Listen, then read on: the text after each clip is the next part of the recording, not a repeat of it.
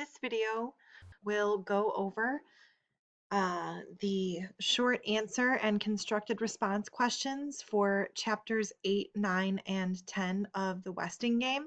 This video will focus specifically on chapter 8. Before we get started, let's go over the questions for chapters 8, 9, and 10. Notice that the directions state to answer the questions in complete sentences.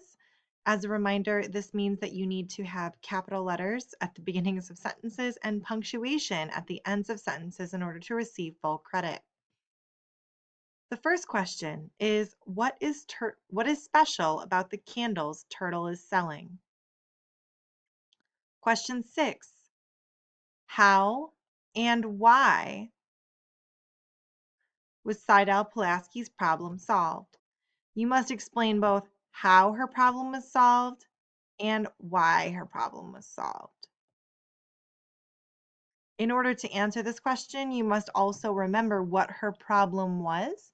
We talked about this in a previous chapter and answered questions about this previously. Question 7. How does Turtle think she and Flora should spend their $10,000? Why? Notice that this asks why. So you must explain not only how they are going to spend the $10,000, but why they're going to spend it that way. Question 8. Who wrote the certificate of sanity that J.J. Ford received? How is this man connected to Sam Westing? Notice that this is 2 questions. I'm asking who wrote the certificate of sanity and how was this person connected to Sam Westing? Question 9. What 4 things did Sam Westing imply in his will? In order to receive full credit on this, you need to write a complete sentence for each of those 4 things. If you forget punctuation or capitalization, you're going to lose points. 10. How do Seidel and Angela get so many clues? 11. Why did Turtle react so violently to her mother's statement about her inheritance? And 12. Explain why J.J. Ford planned a party for the tenants of Sunset Towers and what her motivations behind hosting the party are. So I'm asking about her motivations for hosting the party, and I also need you to explain what this reveals about her character. So I'm asking, why did she plan this party, and what does this reveal about her as a person? All right. So we are going to go ahead and get started on chapter 8, the paired heirs.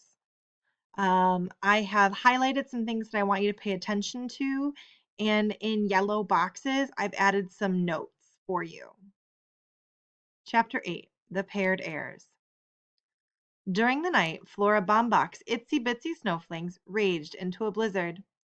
The tenants of Sunset Towers awoke from clue-chasing, blood-dripping dreams, bound in twisted sheets and imprisoned by 15-foot snowdrifts. No telephones, no electricity. Snowbound with a murderer. The slow procession looked like some ancient mysterious rite as partner sought out partner on the windowless stairs and silent pairs threaded through the corridors in the flickering light of crooked color-striped candles, the product of Turtle's stint at summer camp. These handmade candles are both practical and romantic, she said, peddling her wares from apartment door to frighten tenants at 7 in the morning. Oh, it's only Turtle. And the colored stripes tell time, which is very handy if your electric clock stopped. Each stripe burns exactly 1/2 hour, more or less. 12 stripes, 6 hours.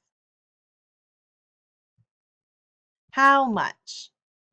Not wishing to take advantage of the emergency, I've reduced the price to only $5 each.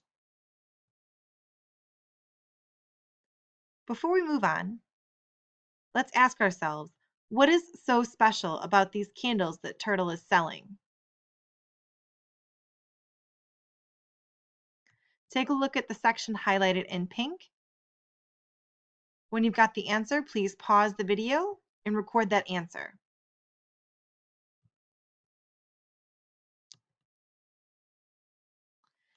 Outrageous. Even more so when the electricity came on 2 hours after her last sale. Sorry, no refunds, Turtle said. No matter. What was $5 to heirs of an estate worth 200 million? Clues. They had to work for those clues.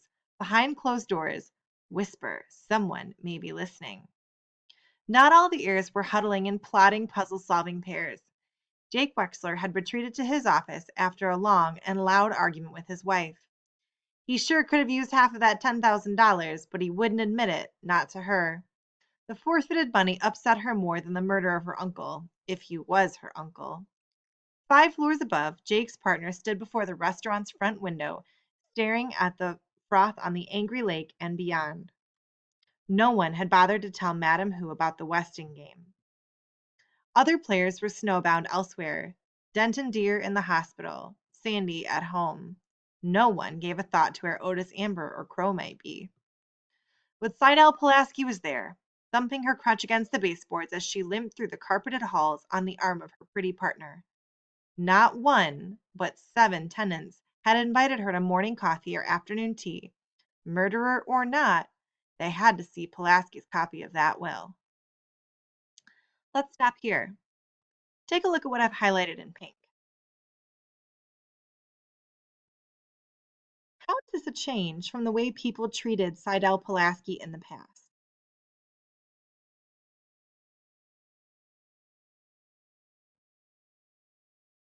What was her problem in the past?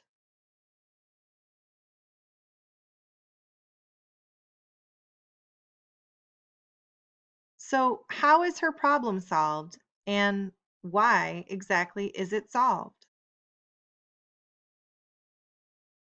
Ask yourself, what does Sidel have that the other tenants of Sunset Towers want? Let's move on. 3 lumps, please. Angela drinks it black. Your health. Thank the Lord I'm still able to hobble out. Your job? I was a private secretary to the president of Schultz Sausages. Poor Mr. Schultz. I don't know how he'll manage without me. Your shorthand notes? Thank you for the refreshments. I must hurry back for my medication. Come, Angela. One heir had not invited her in, but this didn't stop Sidel Pulaski from barging into apartment 2D. Hi, Chris. Just thought we'd pop in to see how you're doing. Don't be scared. I'm not the murderer. Angela is not the murderer, and we don't think you are the murderer. Mind if I sit down?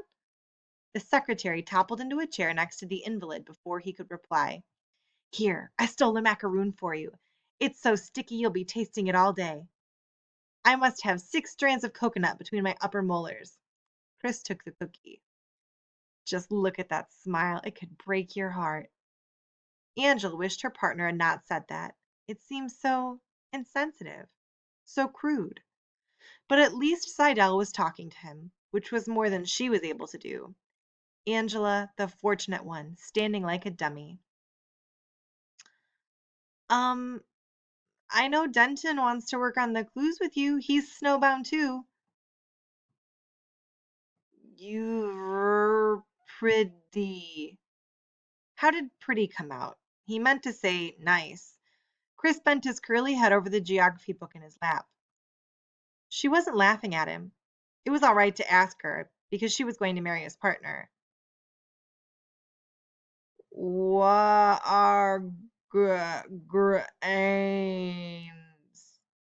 Angela did not understand. Chris fanned the pages of the book to a picture of wheat field. Grains. Oh, grains. You want to know the names of some grains? Let's see. There's wheat, rye, corn, barley, oats. Oh, oh.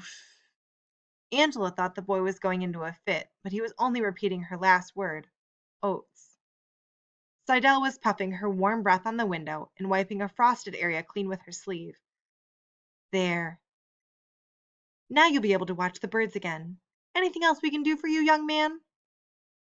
Chris nodded. Read me shorthand news. The pretty lady and the funny lady moved quickly out the door. One limped, but it was a pretended limp. He could tell. Not like the limper on the Westinghouse lawn. Oats. Chris closed his eyes to picture the clues. 4 plain grain shed. Grain equals oats equals Otis Amber. 4 plus D from shed equals Ford. But neither the delivery boy nor the judge limped, and he still hadn't figured out she or plain. He'd have to wait for Denton Deer. Denton Deer was smart. He was a doctor. Chris raised his binoculars to the cliff. Wind-blown drifts buttressed the house. Something moved on the second floor. A hand holding back the edge of a drape. Slowly, the heavy drape fell back against the window. The Westinghouse was snowbound too, and somebody was snowbound in it. Only one of the players thought the clues told how the $10,000 check was to be spent. Take stock in America, the will said. Go for broke, the will said. In the stock market, Turtle said, and whoever makes the most money wins it all, the $200 million. Their clues. C, Mountain, Am, O stood for symbols of corporations listed on the stock exchange. SEA, MT, the abbreviation for mountain, AMO. But AM and O are separate clues, Flora Bombach said, to confuse us. But what about the murderer? I thought we were supposed to find the name of the murderer. To put us off the track, if the police suspected murder, she'd be in jail by now. Her fingerprints were all over everything in the Westinghouse, including the corpse. You don't really think one of us could have killed a living, breathing human being in cold blood, do you, Mrs. Bombach? Do you? Turtle did, but the dressmaker was a cream puff. Don't you look at me like that, Turtle Wexler. You know very well I could never think such a thing. I must have misunderstood. Oh my, I just wish Miss Pulaski had shown us her copy of the will. Turtle returned to her calculations, multiplying numbers of share times price, adding a broker's commission, trying to total the sums to the $10,000 they had to spend. Flora Bombach may have been wrong about the murder, but she was not convinced of Turtle's plan. What about buy Westing paper products? I'm sure that was in the will. Great, Turtle exclaimed. We'll do just that. We'll add WPP to the list of stocks we're going to buy. Flora Bombach had watched enough television commercials to know that buy Westing paper products meant that as soon as she could get to the market, she'd buy all the Westing products on the shelf. So let's stop there. What exactly are Turtle and Flora spending their $10,000 on, and why? If you need to, pause and go back through what we just read. I'm going to move on. Still, it felt good having a child around again. She'd play along, gladly. You know, Turtle, you may be right about putting our money in the stock market. I remember the will said, "May God thy gold refine." That must be from the Bible. Shakespeare, Turtle replied. All quotations were either from the Bible or Shakespeare.